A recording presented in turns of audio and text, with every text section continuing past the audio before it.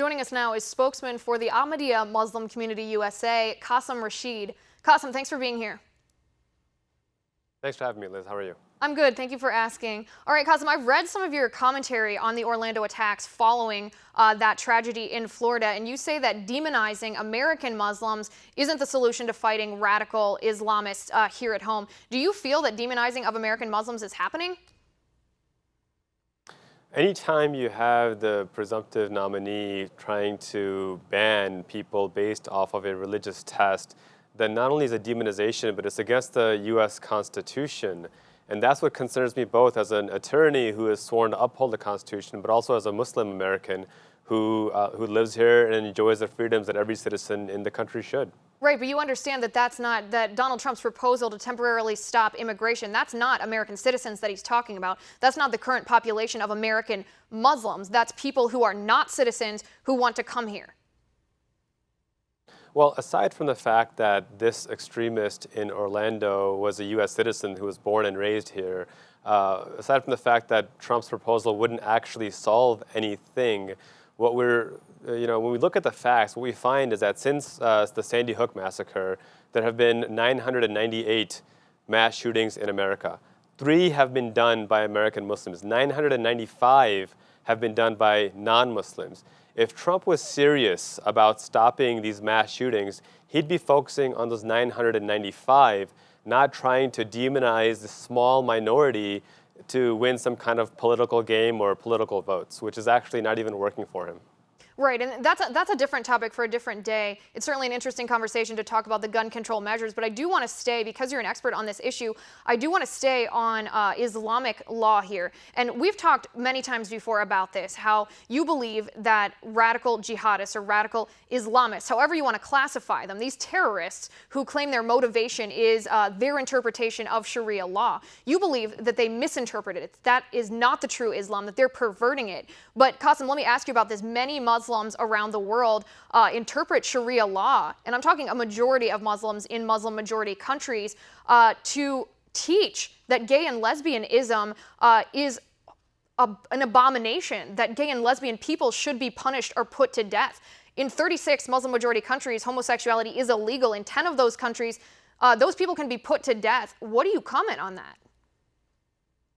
Well, the reality is that this is a reflection of failed or inconsistent Muslim leadership. The Ahmadiyya Muslim community, as Muslims who believe in the Messiah, Mirza Ghulam Ahmad of Qadian, have demonstrated in every nation we've lived in what true Islam stands for. We have a track record of over 100 years of pure peace, of service to humanity, of separation of mosque and state. So not only do these individuals misrepresent what Islam teaches, they create new law where none exists. You know, the Quran has no punishment for someone who is gay. It does not allow, certainly does not allow to kill someone because they are gay. These extremists who are promoting this draconian ideology are either concocting it out of their own accord or they're borrowing from Leviticus, the Old Testament. But there's nothing in the Quran that permits this kind of persecution or violence.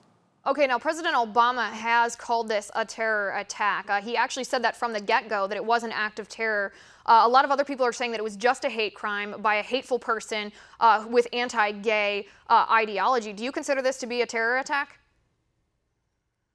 I think I consider this, and I consider the attack in Charleston to be terrorist attacks. I think anytime you're targeting somebody because of any kind of protected class, you're terrorizing them. I mean, the difference, unfortunately, is that this is being called a terrorist attack, but the attack on Black Americans in Charleston is not being called a terrorist attack. So I think if we're going to be calling this terrorism, we should be consistent about it so people can recognize it and we can work together to end this kind of terrorism. And we do that with education, we do that with dialogue. We don't do that with demonization or by ostracizing an entire community. Right, and I actually agree with you on that one point that the Charleston attack was indeed an act of domestic terror, just like the attack in Orlando, and it should be called as such. We're almost out of time. I do want to ask you one more question. Hillary Clinton and Donald Trump have both called this act an act of radical Islam. They've identified that as the motivation behind Omar Mateen's mass killing. Obama, when asked why he hadn't called it that, said, what difference does it make what we call that? What difference does it make whether you assign that motivation the name radical Islam or not? But Qasim, it's pretty elementary in warfare to know your enemy is to defeat them. So you champion education, you champion communicating to Muslims around the world the difference between what you believe the true Islam to be versus the perverted version that you believe these radical Islamists to follow. So isn't it then important to recognize that the motivation behind this killing was this individual's belief, his interpretation of what he believed, his religion, and he called it Islam, to teach him to kill gays? Well, words matter, and this is why it's so important that we recognize the difference between true Islam and extremism. President Obama went on to say that simply calling it radical Islam isn't going to solve anything. All that's going to do is create more harm, because then you're conflating extremism with Islam. We didn't call the Charleston terrorists a radical Christian. We didn't call Timothy McVeigh a radical Christian. We call them radicals, we call them terrorists. But we don't do them the disservice, or do the religion the disservice, of conflating them with this terrorist ideology, because all that does is it tells extremists that they are winning the ideological war. The solution is to separate the two and let extremists know that they have nothing to do with religion, because no religion teaches terrorism. Right, and I do understand your point. I understand your point that words matter, that it does associate the act of terrorism with the religion, and especially those who believe that it's not the true Islam. That's a disservice to them. But at the same time, I think from an objective standpoint that it is very important to identify the motivations of any terrorist, particularly this one, because we're talking about the Orlando massacre here. We're talking about Omar Mateen. It is very critical to identify his motivations to prevent this type of tragedy, this type of terror attack from happening again. But Qasim, unfortunately, that's all the time we have for today. Great conversation as usual.